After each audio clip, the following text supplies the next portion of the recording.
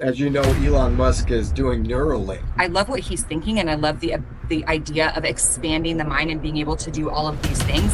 Basically, him implanting a chip in your brain to help with whatever issues that your brain is having. He also mentioned that. Do you think brain health is going to get to a level where maybe AI at one point or something artificial? Neurofeedback is we're not putting something synthetic in, we're not putting electrical stimulus into the brain, we're literally teaching the brain through exterior forms of stimulus. I know that the brain is incredibly capable.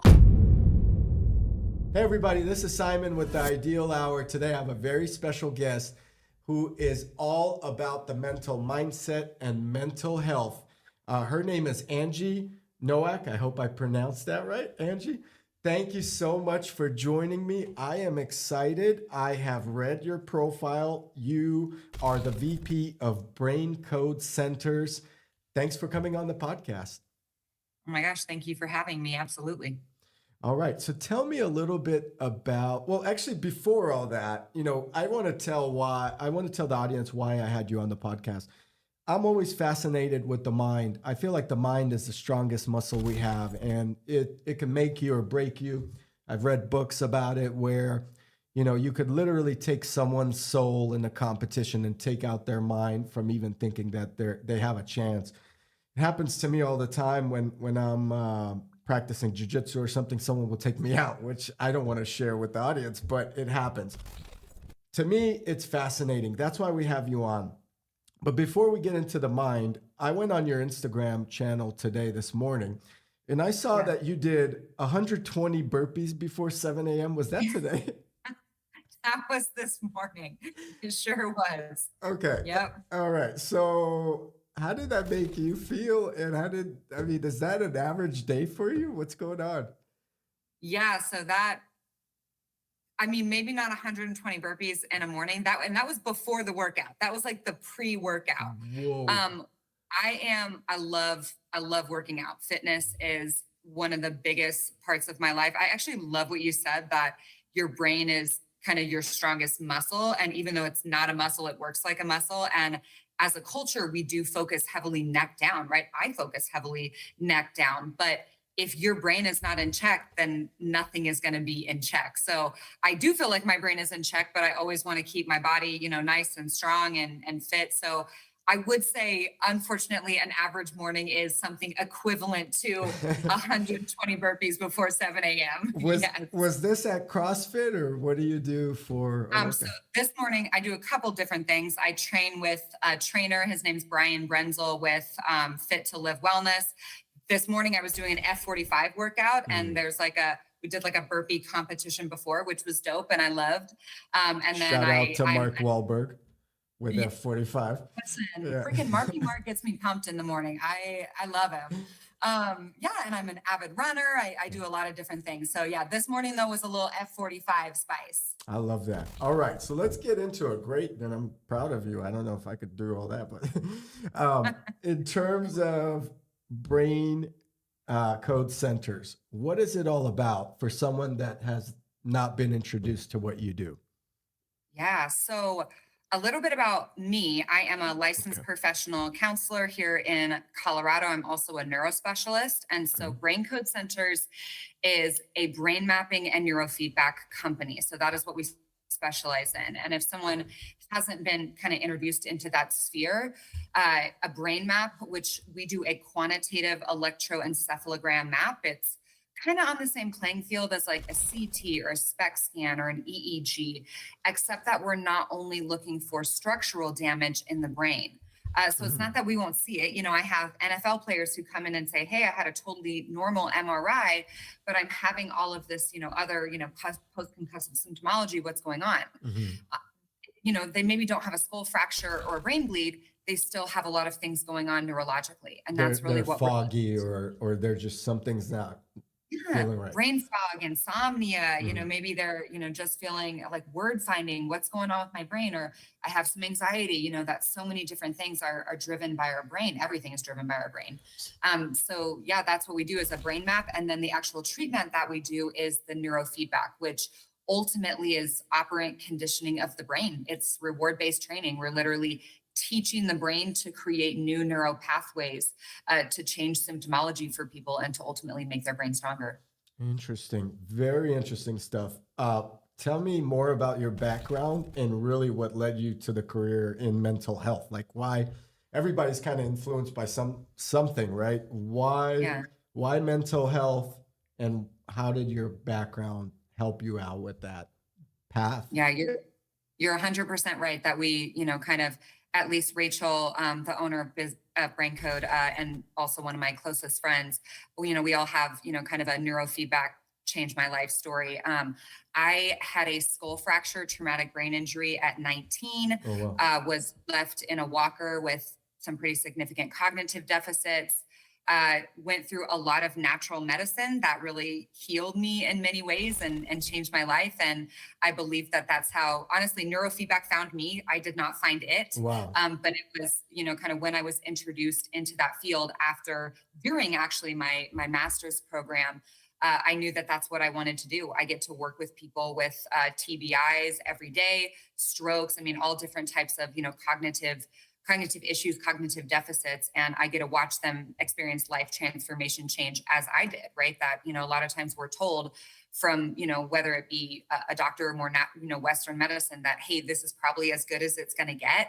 And I just don't believe that our brain is always neuroplastic. It's always willing to change. It just doesn't necessarily know how yet. Interesting enough.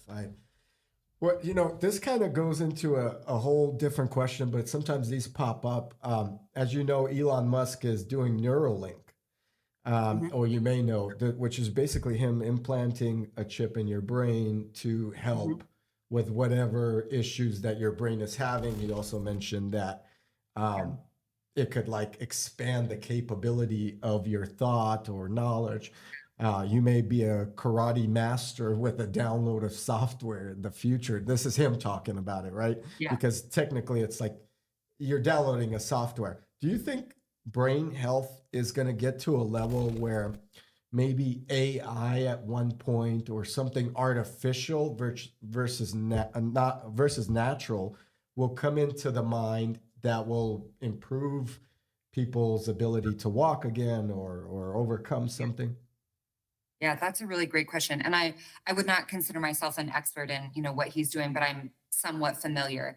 Here's what I will say. I know that the brain is incredibly capable. I mean, we Okay. see people going from, paralyzation to being able to walk and move in different ways surely by the power of the brain, Wow. right? That we watch women have, hysterical pregnancies, that their body is acting like it is pregnant because of something that their brain is doing, right? That so Wow. we know that the brain is capable of both, really awful things and really incredible things. It controls so much.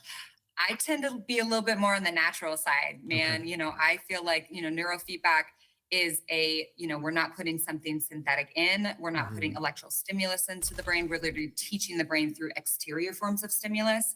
So I love what he's thinking, and I love the idea of expanding the mind and being able to do all of these things. I also, at what cost, Yeah. does that kind of come at now? I'm not talking about people who are, paralyzed being able to walk again. I think, whatever we can do to give people back capabilities and lives that, aspects of life that they have lost, I think, do whatever we can do.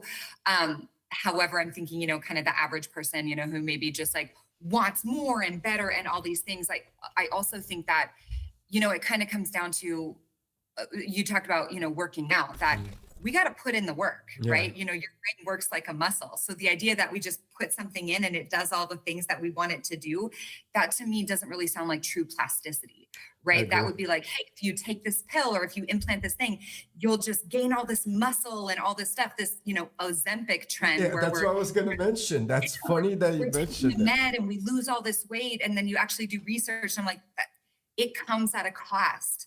It comes at a cost versus neurofeedback, at least from my experience and the way in which BrainCode does it. There's not a cost, it is only gain, Yeah. right? That, working out, right? That even when someone's like, hey, I'm kind of sore from working out, I don't consider that a side effect, right? That Mhm. is your muscles responding to something that you're doing. So I tend to be more on the natural side, that I I believe that our brain, is something that we can improve and we can flex and we can do. I don't know if we should be tampering with it with some chips, Yeah. but I'm also open to it. And I guess, we'll see down the road. I was going to mention Ozempic, and you beat me to it. It's becoming very popular, but I think what you're implying is if we do implant potentially something not natural, we may get Ozempic face in the brain, and we wouldn't even know what would happen. So That's exactly right, right? That we won't know for maybe yeah, 20, 50 yeah. years what the cost of that is. All right. Okay, so what do you do as a VP at BrainCode Centers? What is like your daily responsibilities? I went on the website and you guys have a pretty big team there, or there's a lot of people involved. So this isn't, I mean, it's a small business per se, but it's not a small operation with as many professionals that you have working there or a part of your team. No, you're right. So I was a clinician for many years that I saw my own clients and have treated many people myself. And now I operate, in a different role. I love education. Rachel and I actually do 100% of the consultations for BrainCode Center. So if Wow. someone wants to do neurofeedback with us, we do a completely free 45-minute consultation to deem if neurofeedback is the right modality for them, go over cost, everything like that. And I don't know too many companies that the VP and the CEO do all the consultations, but that's something that we hold so near and dear that, Hmm. offering of hope and education to people coming in and needing that. So at least at this point, we're hitting a point where we might not be able to do that in the near future, just from a growth standpoint. But at least right now, it's like going to pry, my cold dead hands off of that because I love it. I also lead all of our teams. I do a lot of Wow. trainings with our teams.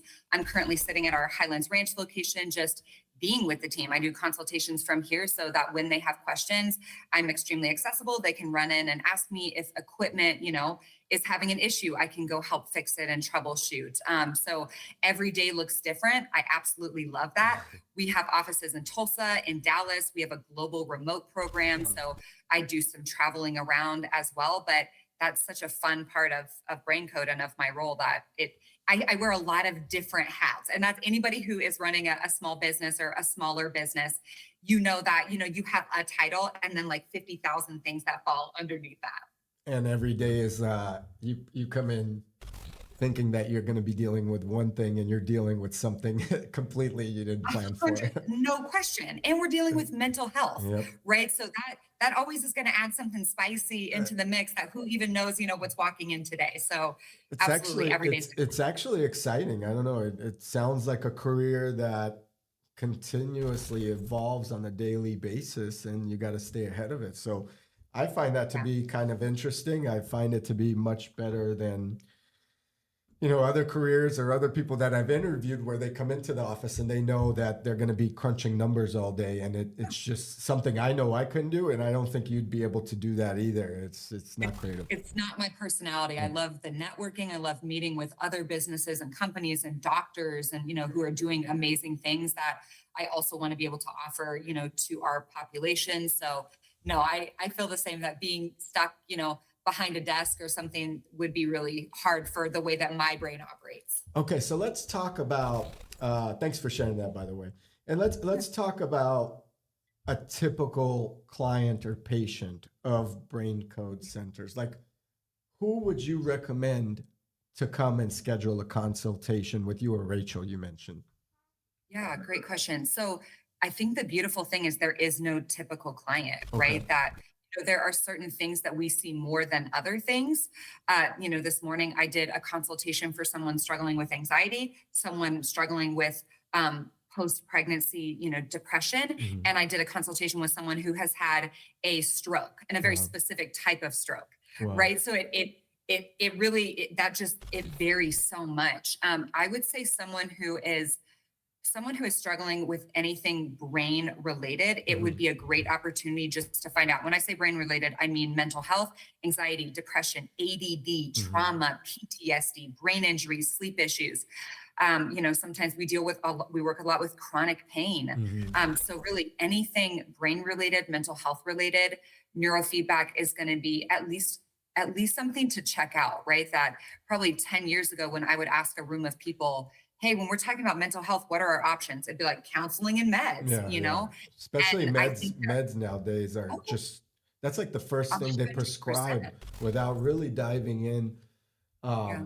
without really diving into a patient or someone that's really struggling. It seems like, and I'm noticing it a lot with kids nowadays too, where they'll just prescribe, take this pill, you'll be fine, you'll calm you down. But it's like fixing or painting over a wall that's rotting inside and not fixing, interior and just painting over it. That's why I feel like some of these meds are really are. Now, it's not a professional, of course, opinion, but Yeah. oftentimes I don't think doctors today really get to know what's the deep rooting cause of something or if someone really feeling that way. Would you say Yeah. that's somewhat accurate, or is it like, are they too forward Yeah. with prescribing things without really diagnosing it in a Yeah, different? man. That is it's such a tough topic because I believe that there's a time and a place for meds. I know that there is. I believe that the purpose of medication is meant to symptom manage for a time so that we can find a long-term solution. And Oh, unfortunately, we use medication as a long-term mm, solution. Mental health, psychiatry is actually the only field of medicine that we don't measure the organ that we're going to treat. How wow, wild is that, that's wild. right? That if you went in, I think you said you do jujitsu. You know, Hmm. if you went in, if you tore your ACL and you went in and they said, "Hey, we don't know if it's torn. We're just going to pop you on the surgical table. We're going to go in and see what's up." You'd Yeah, go, "No, please. yeah, Let's do a scan. Let's yeah, figure out first. Like, what if it's not torn?" yep. Versus, psychiatry, you fill out, maybe some paperwork or you talked about certain symptomology. And the reality is, anxiety alone can come from 50 different patterns in the brain, right? ADD, ADHD is the most misdiagnosed thing that I see day in and day out. Adderall, Ritalin are stimulants. So they speed the brain up so that we can focus. And I see a lot of already overstimulated kids with fast brains being put on stimulants because it mimics the same symptoms, right? Mm. Ooh, yikes. So, and that really, I see people kind of in this medication management cycle wanting to get out of it. And neurofeedback is a way to help your brain regulate to ultimately eliminate that need. So, how would you treat a patient through neurofeedback, or how would one of your specialists treat a patient with Yeah. neurofeedback? What's a typical process look like? Totally. So we do the brain map. Mhm. It's totally non-invasive. We put what looks like kind of a funky swim cap on their head, fill it with electrical gel, map all 19 sites, occipital, parietal, temporal lobes, to really see holistically what's happening Mhm. neurologically and electrically. Our treatment team, we create a series of individualized protocols. A brain map is a fingerprint to that person. There are Mm. no two that look the same. So no two Wow. sets of protocols can be identical. Wow. So we create individualized protocols, and then when they actually come in, they're doing the neurofeedback or the operant conditioning, which they have electrodes on their head, visual, auditory, sometimes tactile forms of reward, watching, listening, holding. And really, the feedback loop of neurofeedback is the electrodes pick up the electricity, goes into an amplifier, into software, and then gets fed back to them through those visual, auditory, and tactile. Those things, they really are working kind of as a mirror for the brain, that the brain gets to experience in real time what it's doing. Like if you've ever given a speech, right? Mhm. Or something people tell you to practice in front of a mirror so that we can correct behavioral changes. With neurofeedback, we're correcting neurological. And it is through those reward based training. And it really is, it comes down to operant conditioning, right? That Mm. if we want to teach a child to walk, we set them down, we back away and we say, "Come towards me." And they walk towards you and maybe they stumble and fall. As adults, we do not say, "Ooh, tiny baby, your proprioception was a little bit off. Here's how to correct." You don't need to do Yeah. that. You give them reward, right? "Good job. Yeah, keep going." And their brain starts to auto correct. So we're setting thresholds and goals for their brains within the system. So as their brain is producing the appropriate brainwave activity, even in tiny hertz of microvoltage, which it will, Mhm. because we have reward seeking brains, as it starts to get that reward, it starts to ingrain new neural pathways. I And really, see. that's what we're doing, stimulus training. So what you're looking for is new neural pathways of positive behavior, and letting the client know that, hey, this, you're on the right path. We're seeing a development, a positive development. Absolutely. But it's Mm. happening. we try to, as a society, make everything thought-based, right? Positive thinking, positive outcomes, which I'm here for. I love some affirmations, all the things. At the end of the day, telling someone who has crippling anxiety and panic attacks, just think your way out of it. Yeah. No way, right? Yeah, it would be like, hey, tomorrow forget how to walk. Yeah. No, that's a deeply ingrained neural pathway and muscle memory, right? We have to teach the brain to do something different on that deep neurological level, not that thought-based cognitive level. It's very different. I see. So are there part of your company, are there like therapists as well that come in and help out, I would imagine, at the same time? And I would imagine psychologists, or how far mapped out does it get with specialists? That's a great question. So some of my clinicians are more technicians, right? Okay. They are not licensed. Okay. I do have licensed counselors on staff as well. And we're trying to pair people with kind of, best of what they need and, best of what their brain is going to benefit from. We as a treatment team create all protocols and whatnot, but you're right. Some people need a little bit more of that talk therapy aspect as well. Some people come to us and are like, hey, I've been doing talk therapy for years. I know my triggers. I know what's going on. And I just can't change my symptoms, right? And some people are like, I've never done counseling. I don't know anything. What do we do here? So everybody's different. And again, we're going to develop a treatment plan completely individualized for that person. That is awesome. And again, you're focusing on the brain to give you signs of what behaviors are where they are. I've recently actually last week, I believe, here in San Francisco, or the week before, time's flying, but I recently went to a Amex Centurion Living event, and the host of that was a psychosis specialist.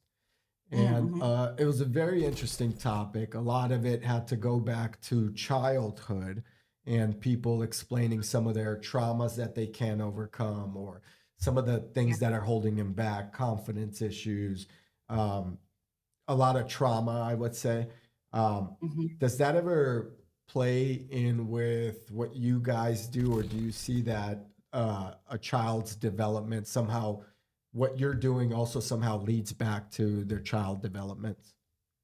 Yeah, our brain starts developing in utero, right? So and now we know that there's inner utero trauma that happens. So even, baby in mom's tummy can also experience trauma through that inner utero. So you're 100% right. That's so much of what we deal with is coming from earlier developmental style trauma. Some of it's not, right? That some people had really, very healthy attachment, childhoods, and then something happened along the way, maybe a brain injury, maybe a PTSD trauma, things like that.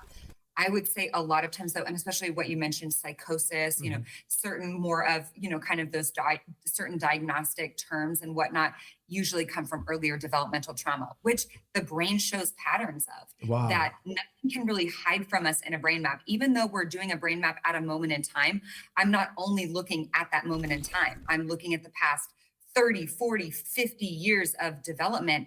And it shows all these different little patterns, almost fingerprints for different things. So we see developmental style attachment trauma. We're seeing, PTSD style trauma. We're seeing prefrontal cortex issues with maybe, somebody with, dealing with bipolar or, borderline personality, or all these different things that we see. And it just comes down to brain patterns and us deciphering those. So when you find a partner to date, are you going to put them through a brain test? Or I don't know if you're dating. I'm sorry. Maybe your partner now. I'm in real talk. I am single. Rachel is married. Okay. We're a couple of psychos. We absolutely map the dudes so she's married. You think she didn't map her husband before she married him? We want to know. I was getting to that. I was like, if there's nothing unturned in the brain map and it's all fingerprint based, this is a good idea to test whoever you're dating to see if they are like hitting these red signs that you want to avoid. Even a question. Listen, if somebody wants to chat, let's chat. Pop in for a brain map. It'll be fun for me. Yeah. So no. Oh, absolutely. We map way too many people. We want all it's honestly, it's selfish and it gives me too much information, but that's what I'm here for. So absolutely. Yeah. But Rachel got married. So she found a dude with a very healthy brain and she chose him. She found someone that she brain mapped and approved of the results. So what does a good brain map look like? To, let's say or is there no such thing? You know what I mean? Is it? Oh, every brain is amazing. Okay. Every brain is amazing and unique and individual. There is no perfect brain. That's what I would say. There's no perfect brain. But it's all about, right? Like I believe that there is no perfect body, right? Yeah. That we all have different, assets, and maybe, like you really have killer legs and they're strong for you, or maybe, hey, you have a really strong back. Some of us have a faster processing speed. That's great. But, maybe you're extremely intellectual, but also it leads to, some crippling anxiety and worry. Or maybe, you have, some patterns for maybe a little bit more of, autism, right? But you're extremely intellectual in these certain areas and it benefits you here. That all of our brains have amazing areas, and all of our brains have areas that we can improve on, right? That even I train CEOs, I train professional athletes who, it's not that they're coming to us because there's something just horribly cognitively wrong. They want their brain to be 1% better, faster, better, quicker, sleeping more deeply. And that's what I'm here for. But no, there's no perfect brain. Every brain is amazing. There definitely are brains that are probably functioning more optimally for us. Okay. But it just kind of depends on why people come to us. That's so interesting. I agree with you. There's no perfect human. So that's cool to know. Now, do you find that in some people's brain maps, they have a particular pattern of being more intellectual and at the same time maybe less social, or is that something that you see based on clients? Oh, yeah. Yeah. Absolutely. Yeah. That when we have, it's kind of IQ versus EQ, right? That often, not all the time, but often if we have an extremely high IQ, a super fast processing speed, sometimes the areas of our brain that are more responsible for social understanding and social awareness are a little bit lesser functioning, right? Interesting. We only have a certain amount of electrical energy. It is finite, not infinite. So if our brain is utilizing all of its electrical energy in certain areas, it's not that there's just this never ending pot of energy to go everywhere, right? So absolutely, I see that. Or I see people who are extremely socially aware, highly empathetic, all these things. And, maybe they had to work really hard in school, right? That learning does not come as easily to them. Neither is better or worse, right? It's just a matter of, that's what makes humans so amazing, that we are unique and individual.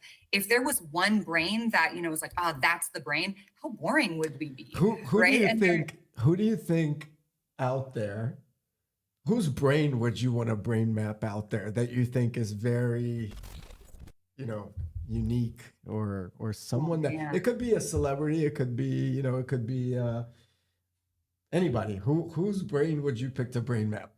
Yeah. So because I'm a real freaking weirdo, I would probably get some serial killers in here and I'd be looking all up in their brain. I mean, we have done brain maps on serial killers, not so much QEEG, but that's just like Angie personally. I'd be like, let's see what's up. That generally that is that earlier developmental trauma, sociopathic tendency. I want to know what's going on There's in a there. show about that.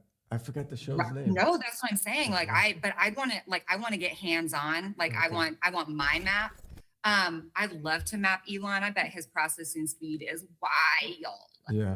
Wild. And I'd love to see it. So I think he would be one candidate. Serial killers for sure are another, I would say, top athletes. The performance of their. I actually have mapped a lot of top athletes, and their brains do show some similar patterns, often different. It also depends on the sport. I see. Different sports, different brain maps, right? Also when you add in concussion, if they're, NFL, things like that, or hockey. So I've gotten a pretty good taste of like really top performing athletes. But yeah, their brains are amazing and individual. Very good. Okay, let's talk about some firsthand patients that you guys were able to help.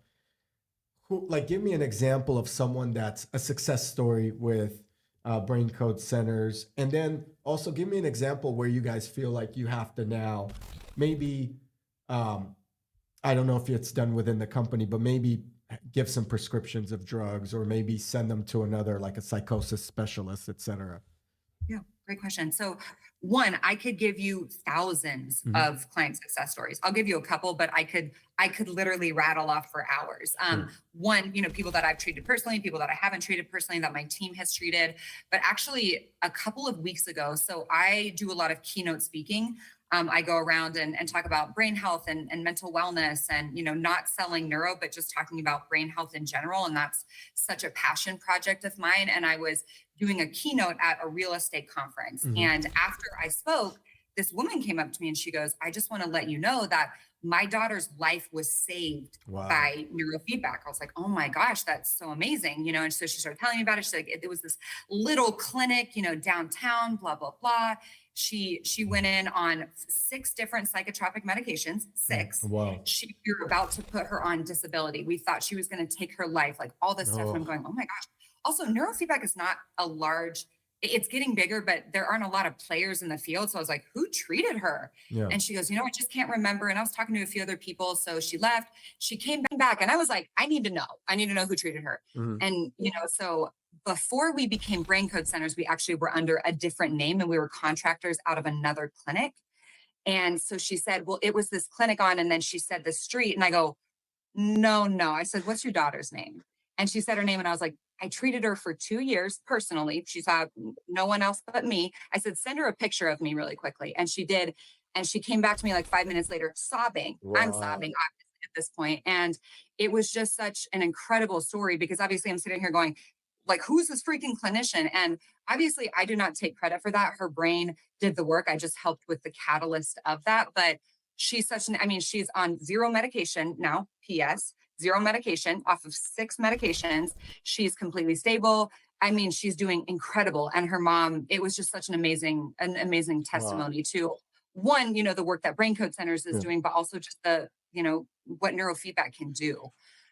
So that's one story. That's a good That one, was, and the thought of you helping the person out is like, oh, it goes a long way. Do you ever take your work kind of home with you if you get a patient or client that you're worried about, or you feel like you're just not there, you haven't been able to help them in as fast enough or as much as you would like? Do you take that yeah, home? And if you do, how do you overcome that yourself? Do you have a therapist or do you do brain yeah. code mapping on yourself? So one, I Mm, absolutely do neurofeedback myself. I've okay. done a lot. I don't do as much more recently Mm, because it is long-term change in the brain, so I don't have to. I do have a counselor who's amazing. okay. I will say this: when I was in my master's program, I did my internship in a drug and alcohol rehab facility Mhm. for men. It was rough, awesome, great experience. Wouldn't trade it for the world. It was rough. And I remember my first day, and I literally left and I went and sat in my car and I cried for a while because I heard just really traumatic things. Yeah. And I decided right then, I was like, you're not taking this with you. So Oh, I wow. like, yeah, every day after that shift, I'd give myself 5 minutes in the car to decompress, cry it out, whatever I needed to. And then, but I told myself once I drove out of the facility, we're done here, that I'll see you tomorrow or whenever I'm come back. So you And processed it out, and now you process it every time, kind of like an end of day report almost to kind of really. like an end of day check. And I, Wow. I will say that I'm pretty, like, that's just not who I am as a counselor. I don't sit and stew about it. I don't let it, I can compartmentalize in that way. And that is a strength of mine, that when rough things happen, I don't want it to bleed into the rest. I have a lot of things to do. I have a lot of people to love on. And so if something needs my attention, that's different. But I also have an amazing team around me that if someone needs a referral to something else, I'm going to get it for them. Or if I need to pass them off to do something else, we're going to do it. That I'm not going to sit and stew about it and feel helpless to that. I always have, 50 other tools in my tool bag. So Mhm. no, Which I helps. really don't. Yeah, I really don't sit on it and let it, kind of stew. Good for you. Yeah, I was just wondering because, oftentimes you mentioned a child or a younger individual earlier, and oftentimes that could hit close to the heart. And Yeah, repetitive stories such as like that, you really have to. How do you like leave all that at home? And I'm glad you shared that, and hopefully the audience can understand that maybe taking 5 minutes to yourself to say, hey, this is life. I accept it, but I'm here to better that person's situation really helps. that's more what it is, that I'm like, you know what? I'm doing what I can, and Mm, I'm going to keep doing what I can. That probably, if something stuck with me, as if maybe I dropped the ball on something, that would maybe stick with me if I was mm, like, oh man, I shoulda, coulda, woulda. But in general, I feel like what we're doing is changing lives and is benefiting people. And if somebody will meet me halfway, I will champion them till the end of time. However, there definitely are people who, don't really want to put in the work and want to kind of go halvesies on it. Yeah. And I'm like, if you want it 100%, I'm in 100%. If you want it 20%, I'm not going to go 100. Like, that you can't want something more for somebody than they want it for themselves. Agreed. Agreed. And also, you can't just, I would add to that something you said earlier. You can't just put a Band-Aid on it or just not find the root cause. Um, Yeah. you mentioned you do keynote speaking events.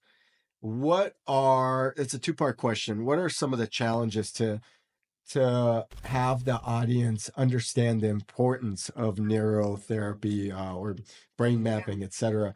And then how do you keep an audience engaged depending on the size? I think that the audience that may listen to this podcast would probably want to know that's a scary thing to speak in public, and you have great energy, so I could see why people are paying attention.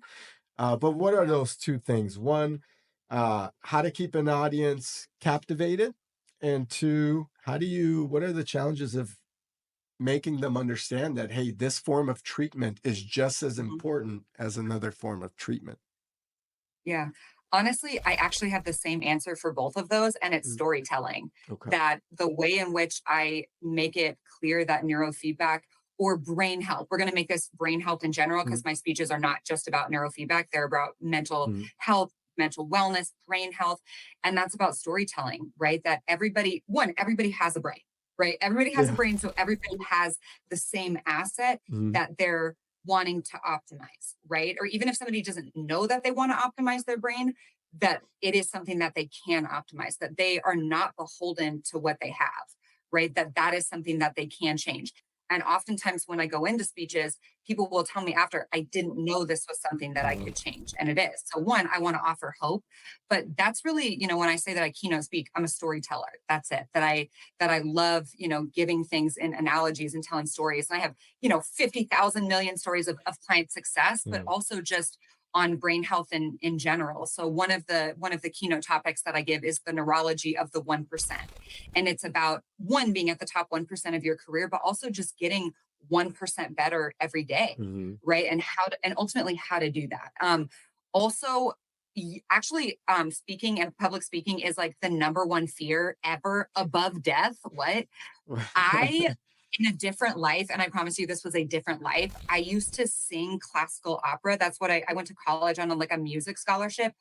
Once you have sang in public, speaking in public is nothing.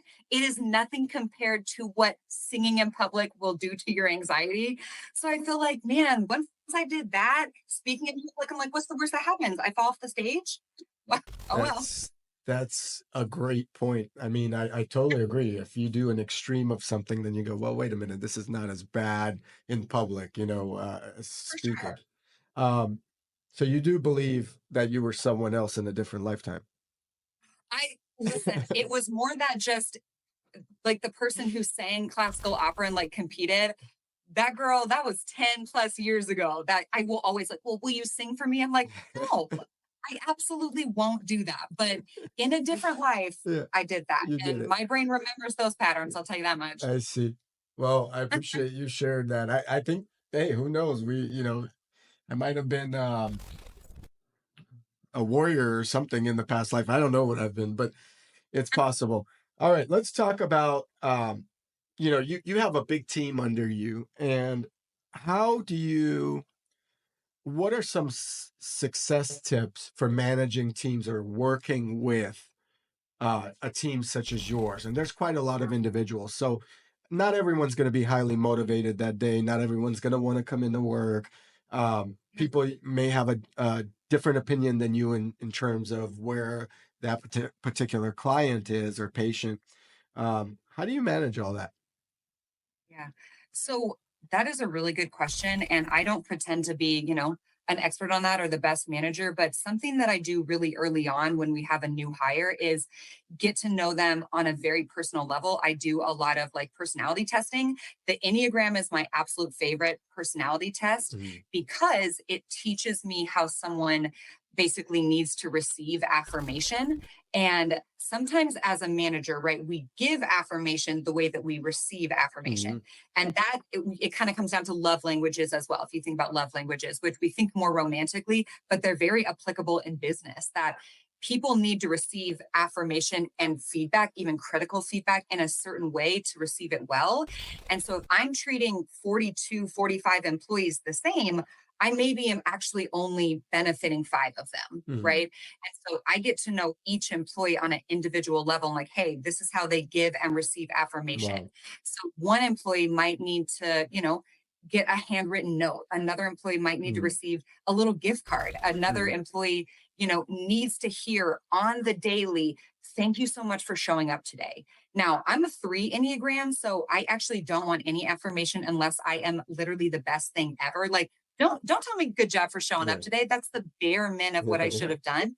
But another personality type just needs to be Yeah. reminded, hey, you showed up today. Great job. Thank you for doing your job. I really appreciate you. So honestly, that is the best way that I can manage. The second thing would be fall on the sword.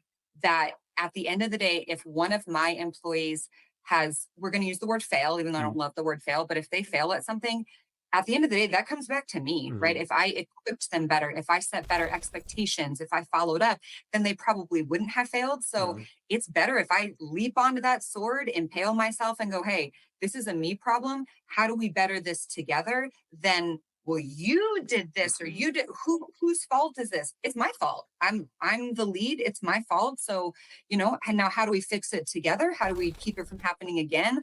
But the blame game, I'll take Yeah. it. That I would say is probably my number one strength and job description is just falling on the sword. I fall on the Yeah. sword to clients, I fall on the sword to employees. And honestly, generally you get a better outcome when you do that. It just sounds to me that not only do you individualize everybody to make sure that you formulate the right way to approach them, but it goes back to what you said earlier about your brain as well. You're constantly trying to understand it, improve it. And with work, you're constantly trying to improve yourself to make sure that whatever happened doesn't happen again, or you want to be ahead of it, or um, Yeah. really be the best optimum performer that you could be. That's pretty cool. All right. How do you have time to do all this? Because I would imagine, what does your work week look like? Are you working nonstop? I mean, you mentioned you are single, which does help, and for everybody out there, um, I'll put the Instagram and links below. So if they're interested, of course, they need to know that they will be brain mapped before they have a chance. But how do you juggle your time? How do you manage all this? That is a great question. So one, I'm not only single, I don't have a dog, I don't even have a plant. So that, probably Okay. when people talk about work-life balance, some people, work to live and some people live to work. I love working. I love what I do. And that's probably the best thing that I can do for myself is I found something that I'm passionate about, that I love. I don't know what the Sunday scaries are when people talk about that, like, oh, I get anxiety about Monday morning. I love Monday morning, probably because I was working on Sunday. Now, the beautiful thing, Rachel and I have so much trust in each other, and that's critical that when you have a business partner, when you have, coworkers, that I trust that she's doing all the things, she trusts that I'm doing all the things. So when I need to take time for myself, I do, and that's never questioned, vice versa. But I love working. I love speaking. I love working. I so probably just, I like blocking things out and I do that. I work out really early in the morning. And that's kind of me time is getting my workout in first thing.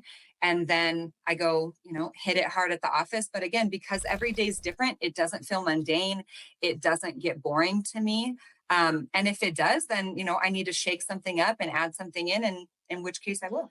What would you say happens if you skip a workout? Like, how does your mental mindset during that day change? Or, because working out gets popped up a lot in my podcast. It's like everybody clearly mentions they work out in the morning. I try to have a workout routine. I'm not in my best routine as of now, but before, when I was working out in the morning, I thought anything was conquerable, right? But Oh, yeah. What happens if you skip a workout, or does your mental mindset change, or do you take that 5 minutes and say, I'm going to make up for it? How do you get over that? It just kind of depends on the situation. That generally, if I don't skip workouts, in that there is no option for me to Wow. wake up in the morning and like I'm too tired or something and I just won't Mm. go. That sounds dramatic. That is not an option. So I wouldn't skip a workout, but if I choose to forego a workout, whether it be because of a travel schedule, probably, if I have a 5 a.m. flight, I'm not going to wake up at 2 a.m. That Yeah. is not a real thing. Or if, the day just doesn't allot for it because it's, 8 to 8, and that just is what it is. I feel very strongly that it is about the discipline and the consistency overall. Mm. That one day means nothing, right? I see. Same thing with, if you're on a strict, healthy eating plan, not a diet, but a healthy eating plan. If you smash a pizza one day, that actually does nothing, right? That doesn't matter. Yeah. If you smash a pizza for 10 days, that matters. One day, who cares? I'll pick it back up tomorrow. And that, I would say, is honestly, if anybody who knows me intimately knows that my superpower is discipline. Mhm. I am a highly disciplined person. That is a learned behavior. I was not born with that.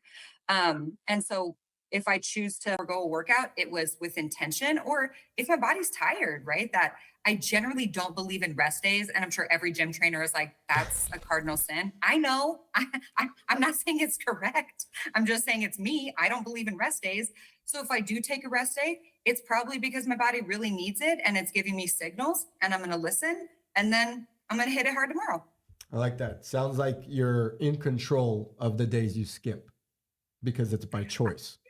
And generally, yeah. Yeah, I gotcha. That's cool. I mean, I'm now going to ask what kind of food you eat to make sure you have a healthy mental mindset as well, or mental state, because you will smash a pizza once in a while. But what do you typically eat? Does that even matter for your mental state, like what we eat? Oh, You know, go into it. 100% what you fuel your car with. And I believe that I'm driving around a Ferrari. I believe that my body is a high powered vehicle. We all should feel that way about our bodies and about our brains.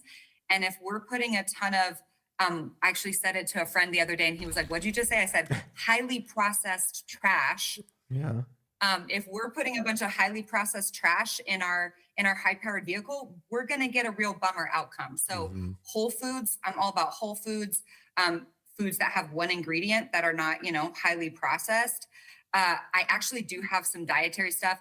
I was a long time ago on like long-term antibiotics for several years before I really honestly knew what that was, like in my teens. Mm. And so it created a lot of gut issues. Mm. And unfortunately, I'm dealing with that now and have been for many years. So I'm definitely like, I take a lot of supplements. I'm on more of a natural medicine track.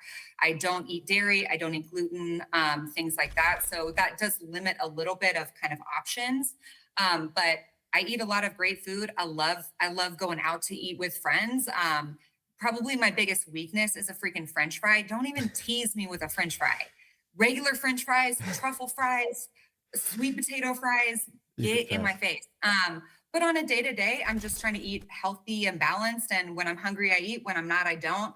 Whole fruits and vegetables. I believe actually a little bit more like more heavy plant-based medicine, plant-based food. I do eat some meat. I come from a family of hunters, so it like wouldn't even make sense for my family would be unwell if I didn't eat meat. Yeah, that would But cause a conflict, I would no, imagine. I mean probably just with my dad. Yeah. But I just try to eat whole foods and give my body the nutrients that it needs. So I need less supplements because I can get a lot of those things from food. Good for you. All right, let's talk about mental health. Back onto that, and then we're going to talk a little bit more about some personal stuff. But mental health really was not a thing. Let's say 3 decades ago, people weren't really talking about mental health. It could even be less than that. Like athletes would get hit, like you mentioned, the NFL. They would feel weird, but as men, they wouldn't even talk about it, like something's off, right? Yeah. And as tough men in that sport. How have you seen mental health completely change, or how have you seen it open up where people are saying, hey, you know, nothing hurts below my neck, but something needs to be addressed above. And has that really come out recently where it's becoming a thing where people are addressing it? That is so great topic, great question. Mental health was a thing 3 decades It ago, was. right? Okay. It wasn't talked about, Okay. right? It just wasn't as socially acceptable that there was in that generation, there was a lot more of a stigma around mental health, right? Mm. That if there are mental health issues, you are crazy, you Yeah, are yeah, yeah. defective, you are damaged. We called it getting your bell rung. I say we, I wasn't alive then, but they called it, when you got hit in the head, it was called getting your bell rung. Mm. What is a concussion? Like that, that's not real. And that's why, we saw this really uptick in CTE and, Mhm. the NFL and whatnot, and went, oh my gosh, this is a major problem. One, mental health has had a significant uptake even in the last 10 years, but specifically the last 3 years. There is a book called Glow Kids. It's Mm. about the technology addiction in America. Mhm. And one, I am on technology all the time. So I'm not a technology hater. I have the socials, all the things. It grows businesses. It's amazing. It also is a major issue that our Yeah. brains are so overstimulated and overwhelmed, right? That it affects our culture, it affects our kids, it affects our marriages, it affects our relationships. Because now, one, what is real, what's not? We are constantly bombarded with comparisons and with body image and Mhm. all these different things. So there's so many more things affecting our mental health now than Mhm. there was 3 decades Yeah. ago. So it's not that anxiety and depression didn't exist; they did. Now there's about 50,000 more things at our fingertips. Literally, we hold it in our hands Mhm. 24/7 and have access to it. And the age of that gets younger and younger. I think the best thing that we as a culture can do is not give kids phones or any technology till they're like 18. Mhm. That I'm sure many people disagree with me. Read Glow Kids and then let's talk about it. As it compares brain maps of kids addicted to technology to people addicted to cocaine, they look Wow. really similar. That's Yikes. incredible. Oh my God, this is not good. It's Uh, shocking. It's l- awful. Let me ask you, do you put the phone away then on the weekend, or how do you detach yourself, or how would someone listening, what Yeah. advice would you give for someone to maybe detach from Yeah. a cell phone, which is a jail cell phone, I call it. So what would you do, or what do you do? There's not a one size fit all, Yeah. right? That people have different struggles. If somebody is, really struggling or feels like they need to put boundaries around it, another beautiful thing about technology is we have different apps and locks. And, maybe you put boundaries around social media and you can get an app that only allows you on social media for an hour a day or whatever that is. Around sleep specifically, one, do not look at social media for the first hour that you're awake in the morning. It is going to overstimulate your brain. It's just going to set you up for failure for the day. So that would be great advice that I would give. I know that that's hard, and we check things. That's very like it's a learned behavior, right? Yeah. It's a system, it's a Mhm. pattern, Mhm. a habit that we've created. And then specifically going to sleep at night, give yourself an hour or two, read a book or listen to something. Not actually something fiction is better for your brain and not as stimulating than something factual. So, listen to a fictional book before you go to bed. Do some meditating is tough. I believe in Mhm. meditation, but really, really overstimulated brains are probably going to find meditation very frustrating. So maybe that's guided Interesting. meditation for a minute, things like that. So, but as much as people can do things off of their phones and off of their technology, make sure that you're getting outside every day in sunlight Yeah. to set your circadian rhythm. Unfortunately, these are all really basic things that people have probably heard 1,000 times. It's strictly a matter of putting it into practice, and that's really hard. And I Yeah. know that that's hard, but I so agree. I'm not saying anything that's groundbreaking. It's just a matter of actually doing it. Yeah, I agree. It's like, hey, you need to go to the gym to feel better or strengthen your body, but getting there or doing it consistently is the key to really better yourself is a challenge for some people. All right, we talked a lot about um, mental health. I didn't mean to say mental health didn't exist back then. I just meant to say like it wasn't on the forefront or an No, option. Um, wasn't talked about. so, Yeah. but with that question, then, is mental health like is your company or does your company accept insurances? Are insurances now covering this, or is it all private pay? By the way. Good question. So we are private pay. We do Okay. not accept insurance. We do provide super bills. We can take HSA cards, FSA cards. Mhm. Unfortunately, if anyone, is listening who is in private practice and has worked with insurance, they know that insurance is tough. They don't reimburse well. They kind of make you not want to accept insurance. Sure. They'll hold out payments. They'll take back payments. It's a mess. I do know. Yeah, you can get a prescription for Xanax for $0 copay. And, not to dig on Xanax, but, then, if you want to do, neurofeedback, it's going to cost you time and it's going to cost you, finances. I also, again, believe in like, what is your mental health worth? What is your health worth? What is your brain worth? And not to say, there's sometimes that you can afford things and sometimes, you can't. Rachel and I would say, do a really good job of working with people, that if someone is somewhat able and willing, we're going to try to find a way to make it work, right? Whether that's with a payment plan or, depending on maybe a discount or what that looks like. So I do believe that we try to meet people where they're at and try to, work with people on that individual basis, within, reason, within what we can do. But yeah, that we are currently private pay. And I believe I said this, but we also do have a global remote program. Okay. So actually, isn't that incredible? I mean, I'm digging on technology. Technology is amazing. You can do neurofeedback from anywhere. I have a client in Dubai, right, that is doing neurofeedback with us. So it's amazing that, we have the technology that with a remote headset, we can work with you from literally anywhere in the world. That's incredible.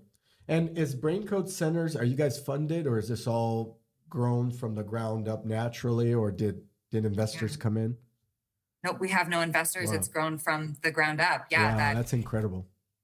Yeah. So, and right now we have a couple major locations in Denver. We have an office in Tulsa, in Dallas, and then the global remote. And, we're not stopping anytime soon. That I want every single person in the world and the country to know that it's at least an option. That's awesome. I mean, I agree with you. What is the right mindset worth, to an individual? And I think it's worth quite a lot. You could wear a Rolex and feel like shit. Listen, you can get in your Lamborghini every day and just be so unwell, that. And so I believe that, like I said, I believe that I'm literally walking around in a Lambo every day. So I want to give it all the things that it can to give back to me what I put into it. You want to be the Lambo, you don't want to drive the Lambo. You better be, if you have the Lambo and you're the Lambo, that's dope. Double win. But you better be the Lambo first. I gotcha. All right. So we talked about BrainCode centers, the importance of mental health. You've given us great advice on why it's important, some things to manage, including cell phones, which I may be in trouble with. And let's talk about personal life. You mentioned you like to work out. Give us a little bit about your personal life that you want to share. You mentioned you're not dating or single, maybe dating. But what about personal life? Like what's in your day that makes you happy? Like aside from work, and there's always something that you look forward to, right? Or may. What do you enjoy? Oh my gosh. I have so many things that I enjoy. I do love working out. Working out is not something that I do because I do it because I believe that you should do it. I also, fortunately, I was a college athlete. I just in general enjoy working out. That is fun for me. I have incredible, deep, meaningful friendships. I'm probably the classes that you're in your workout classes, such as F45? I do have friends in my workout classes, but I have friends very much outside of that. Actually, I would say probably most of my friends don't want to work out with me because I'm a little bit too intense. I know that. I know I'm the worst. But no, I'm probably not somebody who has, 100 casual friends. I have a smaller group of deep, meaningful, like intimate friendships that I've invested a lot into. And so I love spending time with those people. I would say I am probably equally as extroverted as I am introverted. So I also enjoy a pretty healthy amount of alone time. I'm a bath person. Not everybody's a bath person. Your girl's a bath person. I take a bath like probably 5 or 6 times a week. I love that. I'm going to put some Epsom salts in there. I'm going to be listening to a book on tape. I've got a candle going. That's a little bit of Angie time. How much time is your bath? Like how much time do you? 20 minutes, 15 minutes? 30 minutes. Okay. Have a little soak. All right. Oh That's yeah, I have a soaking tub. Like baths are life to me. So yeah, I love doing things like that. I have love you being tried outside. have you tried an ice bath before? Or you're strictly warm Oh bath? yeah, a You have. cold Okay. plunge. Yeah, cold plunge. Yeah, actually, a cold plunge is on my next thing to get Okay. a tub to have at my house. I do love like saunas and stuff, and I have one at the Lifetime that I go to. But I want a cold tub because Yeah. I there's like just a lot of like health benefits to that, and I don't have fear of being cold for a few minutes. I I'm here like for that. that. I like that. Yeah, it's very good for you. So I have one and it's nice. I don't use it as much, but sometimes I do, especially when I'm sore. It helps. All right. So you've shared quite a lot. Friendships, close circle versus just acquaintances. What is one piece of advice you would give to someone really trying to have that close friendship with someone else or a group? I think with Instagram, you mentioned earlier, you're constantly comparing yourself to someone else, whether you know it or not, subconsciously or consciously. How do you maintain these quality friendships, given the fact that, there's jealousy out there, there's people not always wishing for your success or someone else's success or whatever it may be? How do you maintain that level of friendship or that level of closeness that you do have with your friends? Yeah, that is a really good question. Honestly, probably the one thing that I could say is emotional vulnerability, that, transparency, and not with everybody that, I think, so a lot of people fall on one side of the spectrum that they're maybe too open with too many Mhm. people, and that, can come back and kind of bite you if people, like you said, aren't in your corner, maybe don't have the best of intentions for you. And then if you're also trying to build relationships with people and emotional vulnerability is hard, that is actually something that is very difficult for me. It I is see. actually being open and transparent.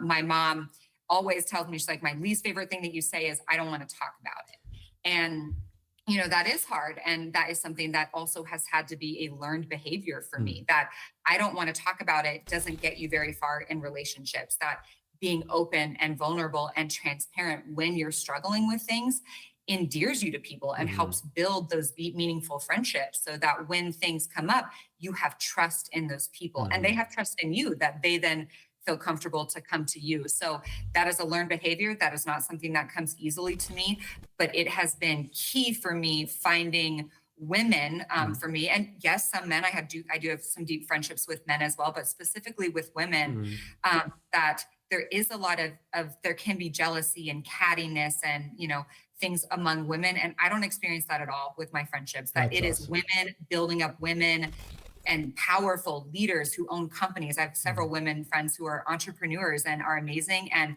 we do nothing but build each other up and support each other. And it's honestly, I'm so blessed to have those friendships, but it didn't just happen. Yeah, I chose those people, they chose me, and we invest in those relationships. that's Not every beautiful. day. I don't see people every day, some not, once a month, but when we do, we make such valuable time. Yeah. This is kind of a side to that, Mhm. be a question asker, not just a question answerer. Right now, Mm. obviously on this podcast, I'm only answering questions and you're only No, asking. you're doing In great. several times in my time, and I want to ask you a question. I know that's not the point of a podcast necessarily. You could But ask me it anything. I don't mind, but you're doing great. I'm enjoying it, and I think the audience will as well. So, good. but I'm you're glad, but saying, it's culture. We're weird. We're question answerers, and yeah, we wait to answer the next question, or we wait to talk more about ourselves. The only way to get to know somebody is to actually be genuinely curious about them and to ask questions. And I have a friend, agree. her name is Whitney Johns. Mm. She's a beautiful fitness model. She's amazing. She has a nutrition company.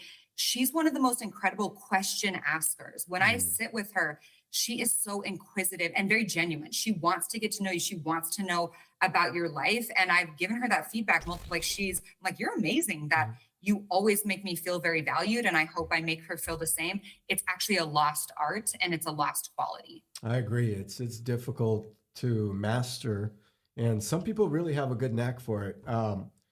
I think to add to that, or maybe just to kind of go back to what you were saying, opening up allows a person to help you or for you to help someone else. And I think what you were also saying is people that are closed off, they're not getting anywhere because they're not asking for that help in some way. They're keeping it rooted inside, and it just develops maybe a even more negative energy. All right, final question. There's more, but this is, time is money, and I know you're busy, lady. So if you could go back to a younger version of yourself, maybe when you're a teenager, or anytime you want to pick, what advice would you give to yourself and why? Oh man. No, I'm so blessed that I have a very supportive family, that my family is a champion of Mhm. me. There was probably a time, and probably, before my brain injury, that I was less of a champion of myself. And I believe that we all at some point have limiting beliefs about ourselves and about our capabilities and whatnot. And actually, my brain injury was an amazing catalyst for How myself did it that happen? You did uh, remember. yeah, it was honestly a freak accident. I was donating blood and I passed out when I went to leave and fell on concrete that was, Oh, linoleum over concrete, and broke the occipital plate in my skull.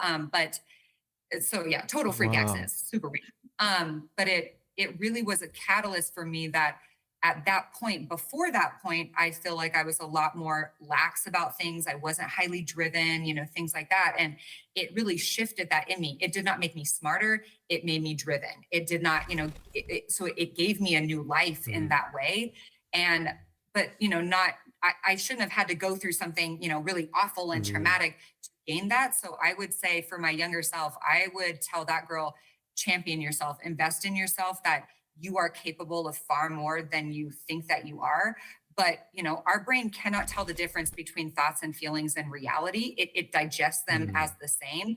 If you tell yourself that you have no limits, you have no limits. If you Mhm. tell yourself that you can do something, it's like, when we're lifting weights, I can only lift one more, Mhm. do two more, Yeah. because that tells your brain that that limiting belief is not a thing. And so, if you're sitting on, a business idea, start it, Mhm. start that business. Is your first whatever going to suck? Yeah, it is. Is your 10th going to be good? Probably. But everybody has to start somewhere. So I would say just champion yourself, because no one will invest or believe in you in the way that you will. That is awesome. I thank you for joining the podcast, Angie. You've shared quite a lot. Um, Incredible story and great energy. I can see why some people may not want to work out with you, because if this is the energy you bring over the podcast, then in person, you might be really tough going out there. But that's incredible. I admire that. And I think a lot of people that will watch this will admire it as well. So there you have it, folks. Angie Noack, she is a VP of BrainCode Center. She shared a lot of important stuff about mental health. I'll link all of her information below. If you want to follow her, you could do a consultation, submit a request. Just a great podcast. Angie, you were wonderful. Um, Big fan. Anything you need, and maybe one day you could ask me a question, I'll answer it.